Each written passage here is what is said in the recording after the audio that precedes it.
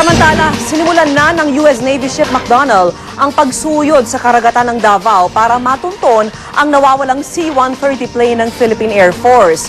Naging madamdami naman ang pagbibigay ng military honors sa mga sakay ng siniwimpalad na eroplano.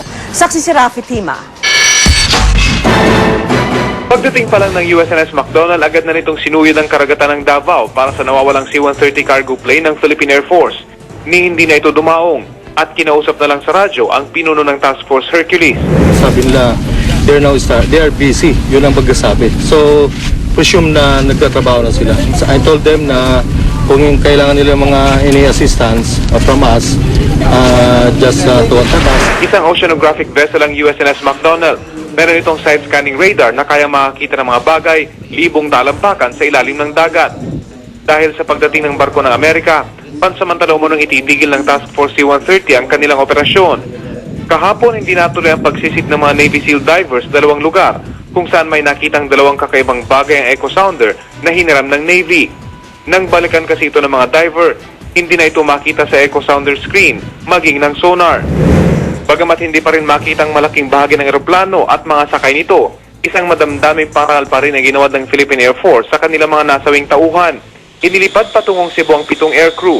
Ang casket naman para sa pilotong si Major Manuel Zambrano na iwan sa Villamor Air Base at bukas ililibing sa libingan ng mga bayani. Yung laman nun is actually body parts din talaga yon. Then yung proseso is in consultation with the families. At yun ang kanilang, ito yung napagkasunduan at para mapabilis na rin yung proseso. And siguro nakita nyo naman yung expression doon, yung facial expression ng family na sila ay halos tanggap naman nila. Mula sa Davao City, ako si Rafi Tima ang inyong saksi. Kapayapaan sa Mindanao ang espesyal na dasal ng mga Muslim sa pagsimula po ng Ramadan. Sa iba't ibang dako ng bansa, nagdagsa sa mga moske ang ating mga kababayang Muslim para manalangin.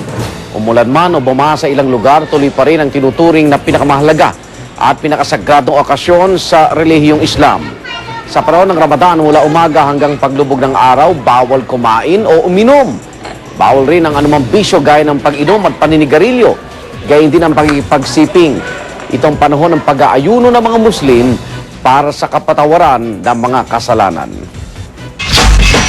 Patuloy pa rin inaalam ng militar kung patay na nga si MILF Commander Umbracato, pero dahil wala pang katiyakan ng impormasyon, tuloy pa rin ang pagtugi sa leader ng rebeldeng grupo. Ayon kay MILF Vice Chairman for Political Affairs Gansali Jafar, wala pa silang natatanggap na ulat mula sa field kung ano na ang lagay ni Commander Cato. Samantala, isang mababaw na hukay ang natunto ng militar sa barangay Muslim, Gundulungan, Maguindanao. Dalawang bangkay ang kanilang natagpuan na kinilalang sina Kebu at Kembao, na kapatauhan daw ni MILF Commander Talio. At sa ibang balita, nanumpa na si pambansang kamao Manny Pacquiao bilang miyembro ng Partido Kampi. Sa inilabas na press release ng Kampi, napagdesisyonan daw ni Pacman na sumapi sa partido ni Pangulong Arroyo dahil gusto rin daw nitong mapatunayang maaari din siyang maging kampyon sa pagtulong sa ating mga kababayan. Ginanap ang panunumpa ni Manny sa tanggapan ni DILG Secretary Ronaldo Puno na siyang tumatayong chairman ng partido. Matatanda ang noong February 2007, inanunsyo ni Pacman ang pagsapi sa Kampi, pero sa araw ng oath-taking, hindi siya sumipot at sa halip ay sa Liberal Party at Kenzo Wing siya sumapi. Bagong panganak na sanggol sa Colombia, animoy 4 na buwan na dahil sa bigat po na 13 pounds. At Mickey Mouse, saglit na nasa pawa ng atensyon dahil sa American Olympic swimming hero na si Michael Phelps. Narito na po ang mga balita mula sa iba't ibang panig ng mundo. Muchas gracias. Lubog sa baha ang maraming bahagi ng Cuba sa pananalasan ng bagyong Gustav doon. Napinsala di lang ang mga tahanan at establishmento, kundi pati na ang pangunahing pananim ng Cuba, tulad ng tabako.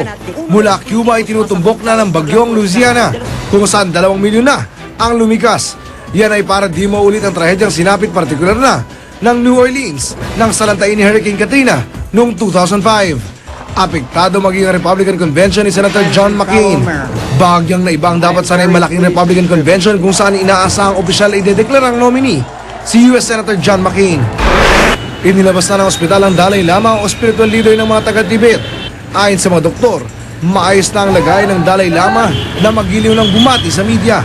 Isinugod ng Dalai Lama sa ospital matapos umanong makaranas ng pananakit sa tiyan. Pansamantalang nalaos si Mickey Mouse sa pagdating ng isang bisita sa Disney. Walang iba kundi ang American Olympic swimming hero na si Michael Phelps. Sa kanya na sentro ang atensyon, hindi lang ng mga fans, kundi pati ni Minnie Mouse na panayang dikit sa kanya. Bagong panganak pa lang pero animoy 4 na buwang sanggol na ang 13-pound baby girl na ito na ipinanganak via cesarean section. Pinakamalaki siya sa mga sanggol na kasabay niyang iniluwal. Para sa saksi, Oscar Oida, nag-uulat.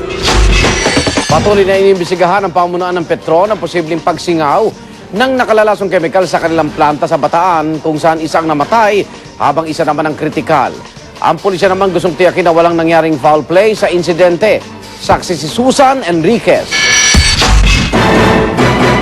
Posibleng nakalanghap daw ng nakalalasong hydrogen sulfide ang nasawing kawani ng Petron Refinery na sina Engineer Anthony Jed Reyes at si Engineer Nicolo Balonso na ngayon ay nasa kritikal na lagay.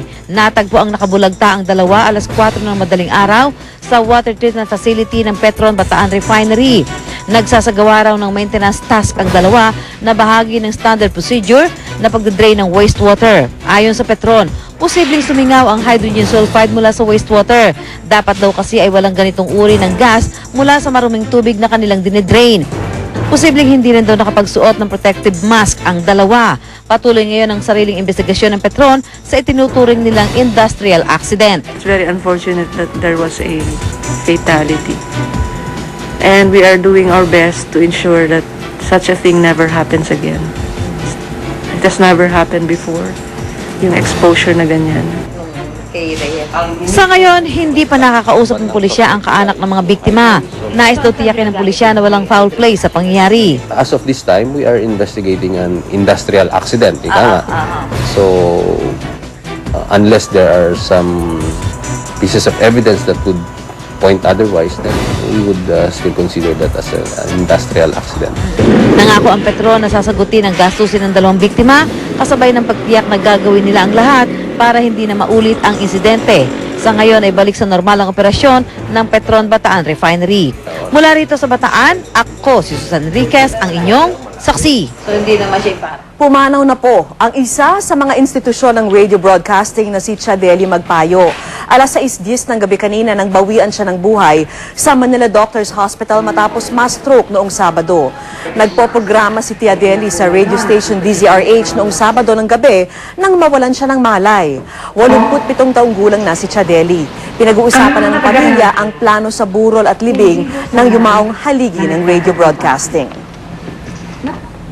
Stable na po ang kondisyon ni Razorheads lead singer Ellie Buendia matapos isa ilalim muli sa angioplasty. At pagtuluyan ng nakarecover, magkaroon nga kaya ng part 2 ang nabiting reunion concert ng banda noong Sabado? Narito po ang report.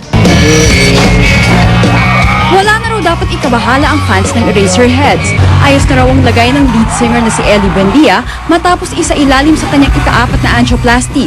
Paliwanag ng mga doktor, kinailangan tanggalin ang bara sa isa sa mga ugat sa puso ni Ellie. Ayon sa misis ng rock singer, maayos namang nairaos ang operasyon. He can talk na and eat and everything. He's okay. He's in stable condition. Pero mananatili pa raw sa ospital si Ellie ng hanggang 2 linggo para sa kanyang cardiac rehabilitation. At kapag tuluyan ng gumaling, ang tanong ngayon ng mga E-Heads fans, magkaroon kaya ng continuation ng nabiting reunion concert ng banda noong Sabado? Naputo ng rakrakan pagkatapos pa lang ng first set nang sumama ang pakiramdam ni Ellie. Mismong kapatid pa niya ang nag-anunsyo sa audience na isinugod sa ospital ang singer. Todo hindi naman ang paumanhin ng mga kabanda ni Ellie, pero may pag-asa silang hatid sa kanilang fans. Salamat sa pagpunta, salamat sa pag-unawa, babawi kami. Para sa saksi, Rosetti Rivera, nag-uulat. Para sa karagdagang balita, patuloy na tumutok sa GMA News and Public Affairs at maglagon sa www.gmanews.tv kung saan mapapanood ang ilang bahagi ng saksi. Para naman makatanggap ng mga pinakabagong balita via text, i-type lang po ang GMA News Face On at isend sa 4627.